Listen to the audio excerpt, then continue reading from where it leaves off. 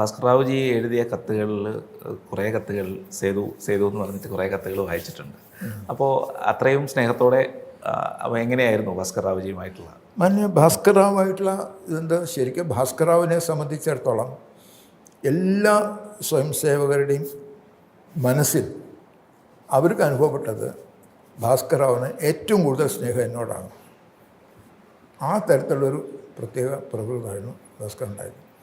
പക്ഷെ നമ്മളൊക്കെ ഒരു ചെറുപ്രായത്തിൽ തന്നെ പ്രചാരകനായ കാരണം ശരിക്ക് ഒരു വാത്സല്യവും സ്നേഹവും അതോടൊപ്പം മാർഗദർശനവും അത് ഭാസ്കർ നേടും. ഏത് സമയത്തും അദ്ദേഹത്തിൻ്റെ ഒരു പ്രത്യേകത എല്ലാവരോടും വളരെ ബന്ധം വയ്ക്കുന്നത് ഒരു കാർഡിൽ ചെറിയ ചെറിയ ചെറിയ അക്ഷരത്തിൽ അദ്ദേഹം കാർഡ് മുഴുവൻ ഉണ്ടാകും. ഇംഗ്ലീഷിലാണ് എഴുതുക.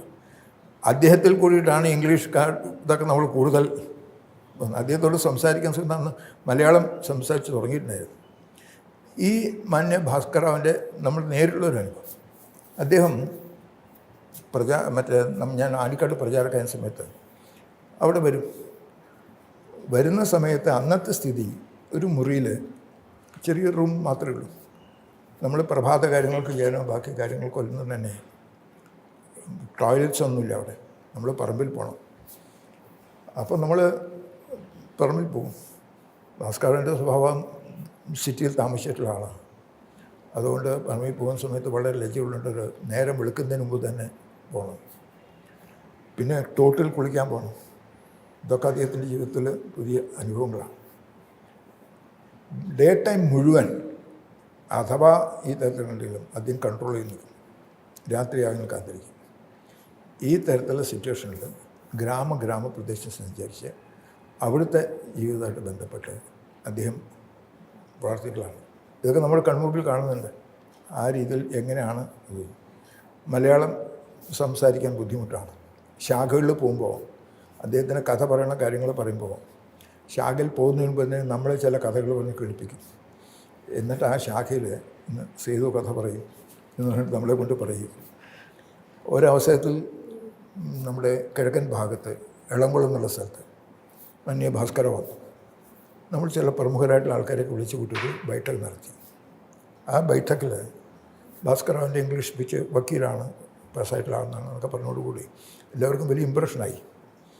അത് കഴിഞ്ഞ് അവിടുത്തെ ഒരു മഞ്ഞപ്പള്ളി രാമകൃഷ്ണനുള്ള എന്നൊരു വ്യക്തി, അദ്ദേഹം സാധാരണ കുറച്ചൊരു പൈസ ചിലവ് പിശുക്കാനായിട്ടുള്ള ആളാണ്. അദ്ദേഹത്തെക്കുറിച്ച് കേട്ടിട്ടുള്ളത് ഒരിക്കൽ മന്നം കളക്ഷന് വേണ്ടി വന്നപ്പോൾ നല്ല ജന്മിയും കാര്യങ്ങൾക്കാണ്. അതൊരു 10-50 രൂപ കൊടുക്കാൻ പോയപ്പോൾ മഞ്ഞപ്പള്ളി രാമകൃഷ്ണന് ഞാൻ 50 രൂപ വാങ്ങിച്ചെന്ന് വാങ്ങിച്ചാൽ നാട്ടുകാരെ എന്നെ കുറ്റപ്പെടുത്തും എന്നോ മറ്റോ പറഞ്ഞപ്പോൾ എന്നാൽ ശരി പോകാം. അവർക്ക് വേണ്ടി ആഹാരമൊക്കെ തയ്യാറാക്കിയിട്ടുണ്ട്. അന്ന് പറഞ്ഞിട്ടുള്ള ആദ്യം ആഹാരം കൂടി കഴിക്കാതെ പോയി എന്നൊക്കെയാണ്. ആ തരത്തിലുള്ളൊരു വ്യക്തി അദ്ദേഹം ഒരു പോക്കറ്റിൽ നിന്നൊരു 50 രൂപ എടുത്തിട്ട് ഭാസ്കറാണ് ഇത് വഴിയെ യാത്രയ്ക്ക് ഇരിക്കട്ടെ എന്ന് മുന്നിൽ കൊടുക്കാൻ തയ്യാറായി. ഭാസ്കർ റാവു അദ്ദേഹത്തോട് പറഞ്ഞു, എനിക്കിപ്പോൾ തൽക്കാലത്തെ പൈസ വേണ്ട, യാത്രയ്ക്കൊക്കെ പൈസ ഉണ്ട്, സംഘത്തിന് ആവശ്യമുള്ള സമയത്ത് ഞാൻ വരും, ആ സമയത്ത് നമുക്ക് കൊടുക്കാൻ തയ്യാറായാൽ മതി എന്ന് പറഞ്ഞു. അദ്ദേഹം പൈസ കൊടുത്തിട്ട് വേണ്ടെന്ന് പറയുന്നൊരു അനുഭവം ആദ്യമായിട്ട് അദ്ദേഹത്തിനാണ്. അതുകൊണ്ട് പിന്നീട് നമ്മൾ സംഘത്തിൻ്റെ പ്രവർത്തനം 2-3 വർഷം കഴിഞ്ഞപ്പോൾ OTC നടക്കുന്നുണ്ട്. 30 ദിവസത്തെ ട്രെയിനിങ് ക്യാമ്പ്. ആ ട്രെയിനിങ് ക്യാമ്പിന് വേണ്ടി കുട്ടികളൊക്കെ പോകുമ്പോൾ വീട്ടിൽ നിന്ന് അവർക്കുള്ള മുഴുവൻ പൈസ കൊടുക്കാൻ നിവൃത്തിയില്ല. അവരുടെ ക്യാമ്പ് ഫീസിന് അന്ന് ട്രിച്ചനപ്പള്ളിയിലൊക്കെയാണ് OTC. അപ്പോൾ ഇതിനൊക്കെ വേണ്ടിയിട്ട് ആൾക്കാരെ കൊണ്ടുപോകുമ്പോൾ പൈസ വേണം. അപ്പോൾ നമ്മൾ പ്രമുഖരായിട്ടുള്ള എൽഡേഴ്സിനെ കണ്ടിട്ട് നാളത്തെ സംഘം വളർത്താനായിട്ട് ഈ ഇവരെ അയക്കണം എന്നൊക്കെ പറയുമ്പോൾ അപ്പോൾ ഭാസ്കർ എൻ്റെ കയ്യിലൊരു കത്ത് തന്നു, മഞ്ഞപ്പള്ളി പോയി കണ്ടാൽ മതി. ഭാസ്കർ റാവു തന്നയച്ചാണെന്ന് പറഞ്ഞത് ഉടനെ തന്നെ 50 രൂപ എഴുതുന്നു. അപ്പോൾ ഞാൻ പറഞ്ഞു, ഇവിടുന്ന് 3 പേര് പോകുന്നുണ്ട്, 3 പേരുടെ ഒരു ദിവസത്തെ ക്യാമ്പ് ഫീസ് അല്ലെങ്കിൽ ഒരു മാസം 30 രൂപയാണ്, ഒരു 100 രൂപയെങ്കിലും ആകുമോ അതിന് വേണ്ടിയിട്ട് എന്ന് പറഞ്ഞപ്പോൾ വീണ്ടും പോയിട്ട് ഒരു 50 രൂപ കൊടുത്തു. അപ്പോൾ ആ രീതിയിൽ അത്രയും ഇമ്പ്രഷൻ ഈ ആൾക്കാർ. പിന്നെ ഭാസ്കർ റാവുവിൻ്റെ ലൈഫ് വളരെ സിമ്പിളും നമ്മുടെ കൂടെ സർവ്വസാധാരണ പോലെ നടക്കുന്നു.